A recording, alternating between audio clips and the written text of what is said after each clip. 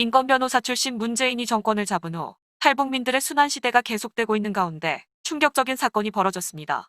공무집행방해 혐의로 경찰 조사를 받던 30대 탈북민이 실종 21일 만에 의정부의 한 야산에서 숨진 채 발견됐습니다. 그런데 숨진 탈북민 유가족은 망자가 수갑을 찬 채로 경찰에 폭행을 당했다고 주장해 논란이 일고 있습니다. 지금 보시는 엘리베이터 CCTV가 숨진 30대 탈북민입니다. 모자이크 처리가 되어 잘 안 보이시겠지만 이 탈북민은 눈두덩이가 부어올라 있었는데요. 상처 부위를 확인하려는 듯 이 남성은 거울을 쳐다보며 얼굴을 만집니다. 이 화면 속 남성은 북한을 탈출해 신변 보호 중인 30대 탈북민 A씨로 부부싸움으로 신고를 받고 출동한 경찰과 몸싸움을 하다 공무집행방해 혐의로 연행됐습니다. A씨는 가족들에게 경찰 조사에서 수갑을 찬 채로 맞았다고 억울함을 호소했습니다.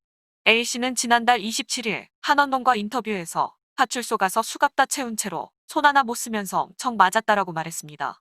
그리고는 지난달 31일 돌연 집 앞에 현금 327만 원과 순금 팔찌를 남겨두고 사라졌다고 하는데요. A씨의 아내는 A씨가 사라진 날 아침 우유팩 안에 현금과 본인이 차던 팔찌가 들어있었다고 말했습니다. 그렇게 남편이 실종되자 A씨 아내는 불안한 마음에 최근 청와대 국민청원 글을 올리고 국회 지성호 의원실에 찾아가 도움을 청했습니다. 하지만 A씨는 실종 신고 21일 만에 의정부 한 야산에서 주검으로 돌아왔습니다. A씨 아내는 연행 당시에도 심하게 맞았고 지구대에서 귀가한 뒤 불안해한 점을 근거로 경찰의 과잉 폭력을 의심하고 있습니다. 특히 A씨의 아내는 신체 부위 일부에 피가 응고되어 있었고 경찰에서 조사받고 온 남편이 엄청 겁에 질려서 들어와 자기 혼자 이사 가자고 짐을 쌌다고도 말했습니다. 그런데 맞은 사람은 있는데 때린 사람은 없는 형국이 되고 있습니다.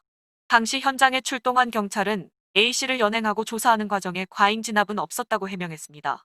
경찰은 A씨의 정확한 사망 원인을 밝히기 위해 부검하는 한편 TF팀을 꾸려 CCTV 등을 분석하는 등 내부 조사에 나설 예정입니다.